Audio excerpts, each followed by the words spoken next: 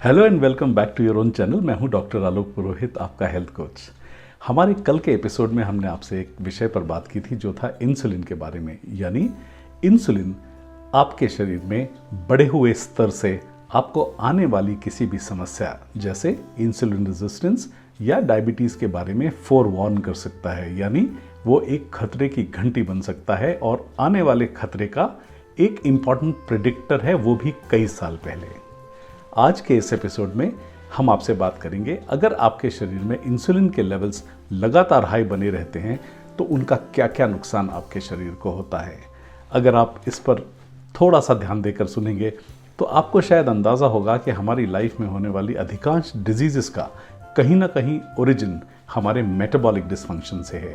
और metabolic dysfunction के core में इंसुलिन नाम का ये हार्मोन हमेशा बैठा हुआ होता है।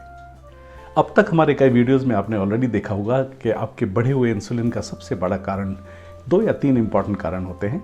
सबसे पहले आपका बहुत फ्रीक्वेंट ईटिंग करना, यानी अगर आप बार बार हर 2-2, 3-3 घंटे में कुछ ना कुछ कंज्यूम करते हैं और स्पेशली अगर हायर डोज ऑफ कार्बोहाइड्रेट्स अगर आप कंज्यूम करते हैं तो इट इज़ वेरी लाइकली कि आपकी बॉडी में इंसुलिन के लेवल्स लगातार बढ़े हुए होंगे। और जब तक आप एक बहुत ही हेल्दी कंडीशन में हैं तब तक आपको ये समस्या उतनी ज़्यादा समझ नहीं आएगी, या हो सकता है आपके टेस्ट में भी बहुत ज़्यादा रिफ्लेक्ट ना करे।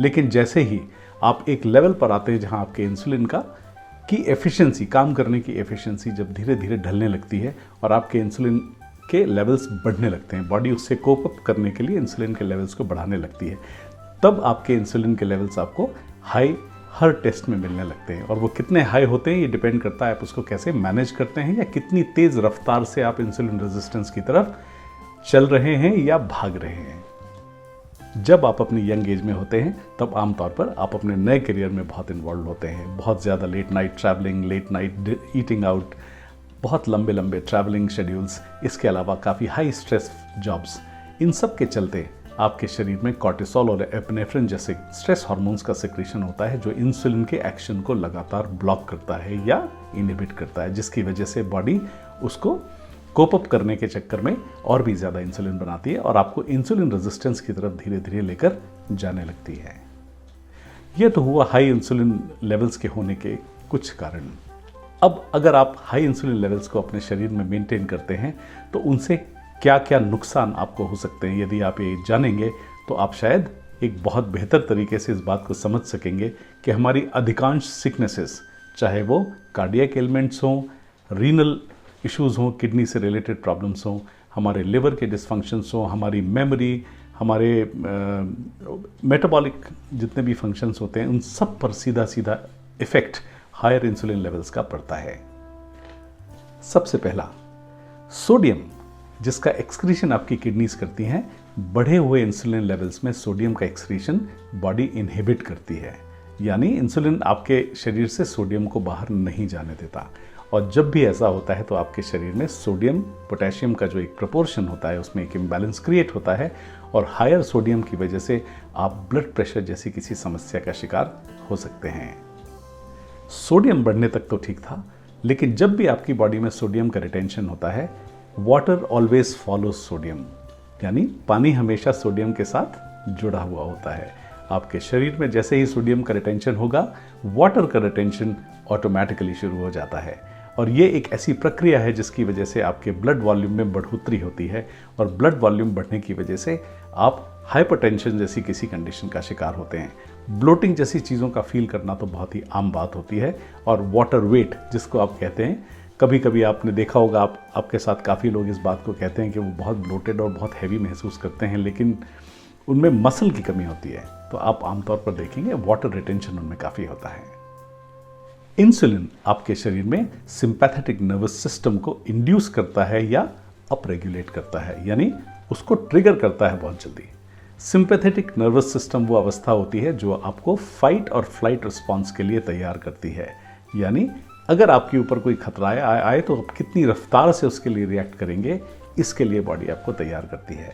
और जैसे ही सिंपैथेटिक नर्वस सिस्टम एक्टिवेट होता है और आप में वो अलर्टनेस आती है फाइट और फ्लाइट के लिए, आपके स्ट्रेस हार्मोन्स में भी बढ़ोतरी होती है, यानी कॉर्टिसोल और एपिनेफ्रिन जैसे हार्मोन्स की।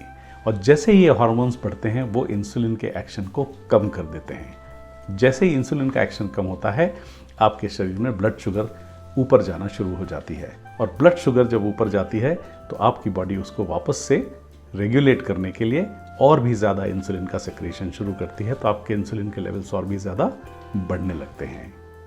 बढ़े हुए इंसुलिन के लेवल्स आमतौर पर यूरिक एसिड के सेक्रीशन को इनहिबिट करते हैं, और जब आमतौर पर यूरिक एसिड के बढ़े हुए लेवल्स होते हैं वो इंसुलिन के बढ़े हुए लेवल्स के साथ कोइंसाइडिंग पाए जाते हैं। यदि आपके इंसुलिन लेवल्स हाई हैं तो यूरिक एसिड के सीरम लेवल्स हाई होने की संभावनाएं काफ़ी बढ़ जाती हैं। इससे आपको गाउट जैसी प्रॉब्लम्स से जूझना पड़ सकता है।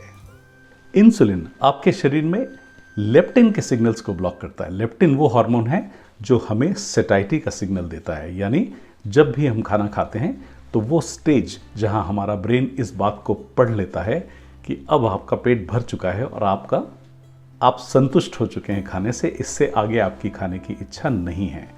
वो सेटाइटी का सिग्नल हायर इंसुलिन के लेवल्स ब्लॉक करते हैं, उसको आपका ब्रेन पढ़ नहीं सकता, और इस वजह से आप बहुत ही एक्सेसिव डाइट की तरफ जाने लगते हैं।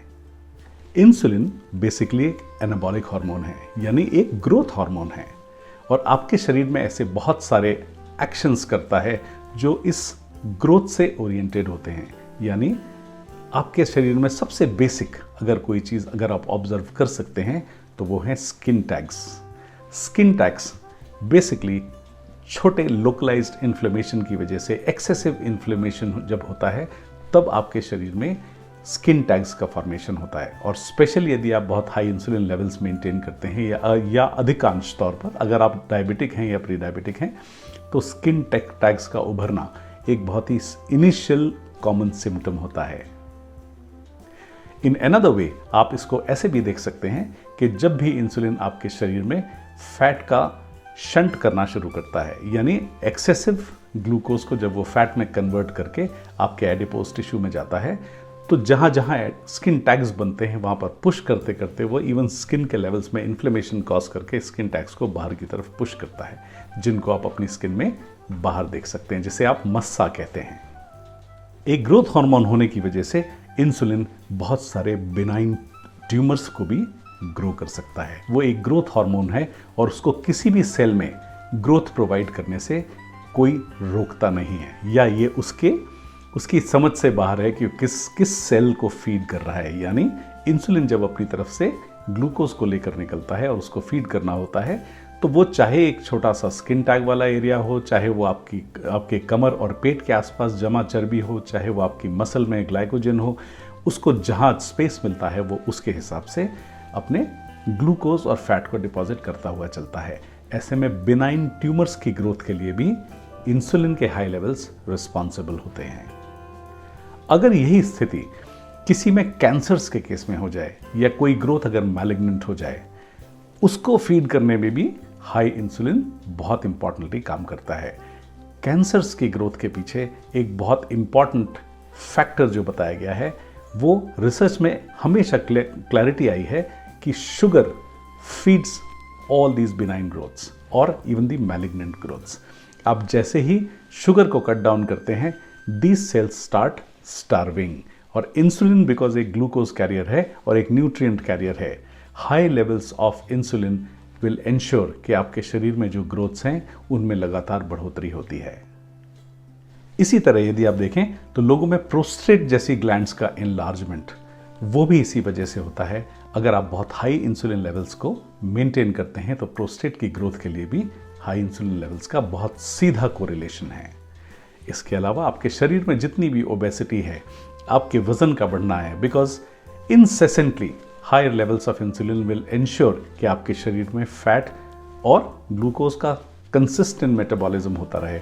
उसका काम सिर्फ इतना है कि उसको आप जितना भी कंज्यूम करते हैं वो या तो आपको ग्लाइकोजन बना कर देता है, आपके सेल्स को फीड करता है, और जो भी बचता है वो फैट के तौर पे आपके शरीर में डिपॉजिट करता है, यानी आपके वॉल्यूम का एक्सपेंशन। अगर आप किसी भी ऐसे एक्सपेंशन से गुजरते हैं, उसी का नतीजा होता है ओबेसिटी। डिस्प्रपोर्शनेट ओबेसिटी का अर्थ होता है आप ऐसे वजन पर जाना जो वजन आपके बॉडी मास इंडेक्स के हिसाब से कंप्लीटली नॉन सूटेबल है। Higher insulin levels erectile dysfunction जैसी प्रॉब्लम्स के लिए भी डायरेक्टली कोरिलेट करते हैं। यानी जब भी आपके ब्लड वेसल्स में ब्लड का फ्लो होता है और इंसुलिन रेजिस्टेंस की वजह से वहाँ पर न्यूट्रिशनल डेफिशिएंसी होती है और हायर लेवल्स ऑफ इंसुलिन उसको इंसुलिन रेजिस्टेंट लगातार बनाते रहते हैं, तब ब्लड फ्लो में कमी आने की वजह से इरेक्टाइल डिसफंक्शन की समस्या आमतौर पर बहुत कॉमनली देखी जाती है और स्पेशली डायबिटिक्स में। हायर लेवल्स ऑफ इंसुलिन का सीधा संबंध आपके कार्डियोवैस्कुलर सिस्टम से होता है। Higher levels of blood sugar will damage your endothelial. Endothelial का अर्थ आपके ब्लड वेसल्स में अगर ये स्ट्रक्चर है तो उसके अंदर का जो हिस्सा जहाँ से ब्लड फ्लो करता है उसको हायर लेवल्स ऑफ शुगर लगातार डैमेज करते हैं और हायर इंसुलिन इंश्योर करता है कि वो ब्लड शुगर लगातार पुश होती रहे अंदर। इस वजह से वहाँ पर ऑक्सीडेटिव स्ट्रेस होती है और ऑक्सीडेटिव स्ट्रेस की वजह से बहुत सारा इन्फ्लेमेशन पैदा होने लगता है और इस वजह से एंडोथीलियल के डैमेज से एक समय के बाद जब आप वहाँ पर ग्रेजुअली प्लाक का फॉर्मेशन, आर्टेरियोस्क्लेरोसिस और एथेरोस्क्लेरोसिस यानी हार्डनिंग ऑफ आर्टरीज जैसी समस्याओं का सामना करना शुरू कर देते हैं। I am not very sure आपने टाइप 3 डायबिटीज के बारे में सुना है या नहीं सुना है, लेकिन बढ़े हुए इंसुलिन के लेवल्स, टाइप 3 डायबिटीज जिसे हम एल्जाइमर्स भी कहते हैं, यानी कॉग्निटिव फंक्शंस का डिक्लाइन जो आमतौर पर लेटर एज में होता है। जिन लोगों में बहुत हायर लेवल्स ऑफ इंसुलिन होते हैं उनका कॉग्निटिव डिक्लाइन उनकी एज से काफ़ी पहले से शुरू होने लगता है। यानी अगर 70, 75, 80 के बाद वो कॉग्निटिव डिक्लाइन नेचुरल कोर्स में होता है तो कुछ लोगों में वो डिक्लाइन 60, 65, 70 के आसपास ही शुरू हो जाता है। यानी 8-10 साल पहले से ही आप बहुत सारे कॉग्निटिव फंक्शंस में अपने आप को इम्पेयर्ड महसूस करते हैं। इसे टाइप 3 डायबिटीज़ भी कहा जाता है और बढ़े हुए इंसुलिन के लेवल्स ये इंश्योर करते हैं कि बहुत साल जब ये बढ़े हुए होते हैं तो आपको लेटर एज में एल्जाइमर्स की प्रॉब्लम होने की संभावना बहुत ज़्यादा होती है। बढ़े हुए इंसुलिन लेवल्स की वजह से आपको इलेक्ट्रोलाइट्स के डिस्टर्बेंसेस होने की समस्या बहुत ज़्यादा होती है। जो लोग इंसुलिन थेरेपी पर होते हैं, स्पेशली टाइप 1 डायबिटिक्स, अगर एक्सेसिव इंसुलिन अगर उनको फीड किया जाए तो वो बहुत सारे डिसबैलेंस यानी हाइपोकैलीमिया या हाइपरकैलीमिया जैसी समस्याओं से ग्रसित हो सकते हैं, यानी एक्सेस पोटेशियम और लोअर लेवल्स ऑफ पोटेशियम। अगर आप हमारे पिछले पॉइंट्स की तरफ एक बार रिकॉल करें तो आप देखेंगे कि सबसे पहले वो सोडियम का रिटेंशन करता है, यानी हायर इंसुलिन के लेवल्स सोडियम का रिटेंशन करते हैं। और अगर साथ ही साथ वो पोटेशियम के लेवल्स में भी डिस्टर्बेंस कॉज करना शुरू कर दें तो आपके इलेक्ट्रोलाइट्स की जो ओवरऑल प्रोफाइल है उसमें बहुत ही डिसबैलेंस होता है, जिसकी वजह से आपको इवन कार्डियक इश्यूज का सामना करना पड़ता है, आपके नर्व कंडक्शन में दिक्कत होती है और आपके इवन सेल्यूलर मेटाबॉलिज्म में बहुत सारा डिस्टर्बेंस पैदा होता है। इसलिए बढ़े हुए इंसुलिन के लेवल्स किसी भी कारण से आपके लिए हितकारी नहीं है। अगर आप एक नौजवान हैं जिसकी एज 22, 24, 25 साल है, 28 साल है, वो एक ऐसी उम्र का दौर होता है जब आमतौर पर आप काफ़ी सारी fast foods, junk foods, juices, sweet sodas, refined carbohydrates जैसी चीज़ों का आप कंजम्पशन बहुत फ्रीली करते हैं, बिकॉज उस समय आपका शरीर आपका साथ देता है और ये ओवर कॉन्फिडेंस उस एज में ग्रेजुअली आपको उस तरफ शंट करने लगता है जहाँ पर आप किसी ऐसी समस्या का शिकार होना शुरू होते हैं। और यही एक्सेसिव कंजम्पशन आपको जो ब्लड शुगर में नज़र नहीं आता, क्योंकि आपका शरीर इतना संघर्ष कर रहा है आपकी ब्लड शुगर्स को सामान्य रखने के लिए, वो आपके ब्लड में शुगर को डिटेक्ट नहीं होने देता। आप किसी भी पैथोलॉजी में टेस्ट कराएंगे, हो सकता है आपको 30, 32, 35, 38 साल तक ब्लड शुगर आए ही नहीं, लेकिन आपके इंसुलिन लेवल्स इतने बढ़े हुए लेवल पर रहें कि आपको इसका पता भी नहीं लगे। बहुत कॉमनली ये देखा जाता है कि आमतौर पे यंग फीमेल्स में PCOS और PCOD जैसी चीज़ों का भी direct correlation higher insulin level से होता है। इस उम्र में खास तौर पर आपको इस समस्या से बहुत संभल के रहने की आवश्यकता है। यदि आप इस उम्र में अगर आप में वो चेतना आ जाए कि बढ़े हुए इंसुलिन लेवल्स आपको आगे आने वाले समय में बहुत बीमार कर सकते हैं, तो आपको संभलने के लिए ये बहुत अच्छा मौका है। इस एपिसोड से यदि आपको इतनी भी जानकारी मिले कि अगर आप कभी अपने रूटीन टेस्ट में इंसुलिन के लेवल्स को टेस्ट कराएं और यदि आपको किसी भी किस्म की वार्निंग का इंडिकेशन मिलता है तो कम से कम आप वहाँ से रिवर्सल की स्टेज में जा सकते हैं। ये नहीं कि आज से 5 साल के बाद जब आप उस अवस्था में चले जाए जहाँ पर आप प्री डायबिटीज़ और डायबिटीज़ जैसी चीज़ों का शिकार होते हैं, ओबीज हो जाते हैं, या आप विसरल फैट जमा करते हैं, आपके ट्राइग्लिसराइड्स और कोलेस्ट्रॉल के लेवल्स बहुत ज़्यादा डिस्टर्ब होने लगते हैं, वहाँ से रिवर्सल एक कठिन प्रोसेस है जो बहुत ज़्यादा आपको ओवरवेल्म कर सकती है, जहाँ पर कंट्रोल्स बहुत ज़्यादा करने होते हैं। और इससे बेहतर ये होता है कि यदि आप बढ़े हुए इंसुलिन के लेवल्स पर ही उससे एक वार्निंग साइन लें और रिवर्सल का प्रयास शुरू करें। अपने आप को फिट रखें, एक्सरसाइज करें, अच्छा खाना चूज़ करें अपने लिए, और ऐसी चॉइसेस को इग्नोर करें जैसे जिन चॉइसेस की वजह से आपके इंसुलिन लेवल्स को स्पाइक मिलता है। अगर इस वीडियो से आपकी जानकारी में थोड़ी सी भी बढ़ोतरी हुई है तो इस वीडियो को लाइक ज़रूर कीजिए, हमारे चैनल को सब्सक्राइब कीजिए ताकि आने वाले समय में हमारे जितने भी वीडियोस हैं उनके आपको नोटिफिकेशंस मिल जाएं और आप अपने कन्वीनियंस के हिसाब से उन्हें कभी भी देख सकें।